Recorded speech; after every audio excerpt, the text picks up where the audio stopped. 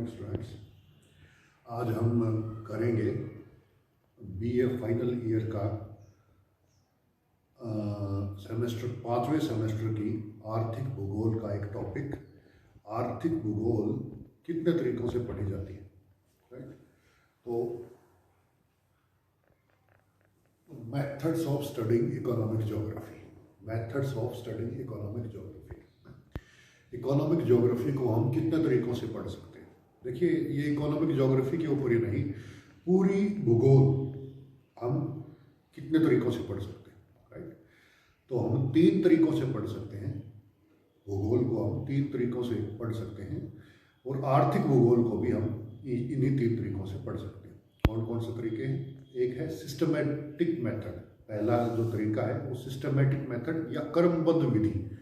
क्रमबद्ध विधि में क्या होता है कि एक ज्योग्राफिकल एलिमेंट उठाते हैं और पूरे ग्लोब पर उसको स्टडी करते हैं।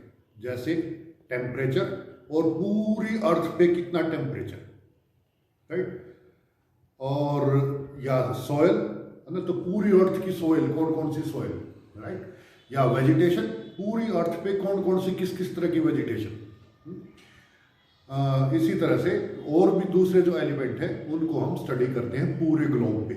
एक एलिमेंट उठाते हैं और एक ही एलिमेंट को एक टाइम में मैप के ऊपर पढ़ा जाता है, पूरी ग्लोब के ऊपर पढ़ा जाता है। दूसरा जो मेथड है वो है रीजनल मेथड। रीजनल मेथड में क्या होता है कि हर एक एलिमेंट को पूरे ग्लोब पे नहीं पढ़ा जाता है, बल्कि एक रीजन, एक क्षेत्र विशेष को चुन लिया जाता है और जितने एलिमेंट हमने सिस्टमैटिक मेथड में पढ़े थे वो सारे एलिमेंट यहाँ पे पढ़े जाते हैं। जैसे हम टेम्परेचर उठाएं तो हम रीजन उठाते हैं सबसे पहले। रीजनल मेथड में सबसे पहले कोई ना कोई रीजन उठाया जाता है। तो मैं साउथ एशिया रीजन उठाता हूँ जिसमें भारत और भारत के पड़ोसी देश आते हैं, राइट? तो इसमें क्या होता है, इसमें ये रीजन उठाया मैंने। अब टेम्परेचर, इस रीजन में कितना टेम्परेचर है, इस रीजन की कैसी सोयल है, इस रीजन में कैसी वेजिटेशन मिलती है, इस रीजन के ट्रांसपोर्टेशन का क्या हाल है, इस रीजन में किस तरह की इंडस्ट्री है। यानी कि एवरीथिंग जो भी ज्योग्राफी में पढ़ते हैं वो सारी इसी रीजन में पढ़ते हैं। सारी की सारी एलिमेंट्स जो है वो एक रीजन में एक जगह हम अप्लाई करके पढ़ते हैं, राइट? तो इसको हम कहते हैं रीजनल मेथड, राइट? और तीसरा होता है प्रिंसिपल मेथड। प्रिंसिपल मेथड क्या होता है? प्रिंसिपल मेथड सैद्धांतिक विधि। ये ग्रेट ज्योग्राफर्स जो हैं ये कोई ना कोई मॉडल बनाते हैं ज्योग्राफी का, है ना? ज्योग्राफी मॉडल क्या होता है? रियलिटी की एक रिप्लिका होती है। जो रियल वर्ल्ड में जो है उसकी एक रिप्लिका तैयार कर लेते हैं और उस मॉडल को एक स्टैंडर्ड फॉर्म दे देते हैं। यानी कि फॉर एग्जांपल वॉन थेनेन का जो एग्रीकल्चर मॉडल है, एग्रीकल्चर लोकेशन मॉडल, वो इसी तरह का मॉडल है। उस मॉडल में क्या है? उस मॉडल में ये बता रखा है कि एक शहर के चारों ओर एग्रीकल्चर अगर डेवलप होएगी पेटियों में तो किस तरह से डेवलप होएगी, राइट?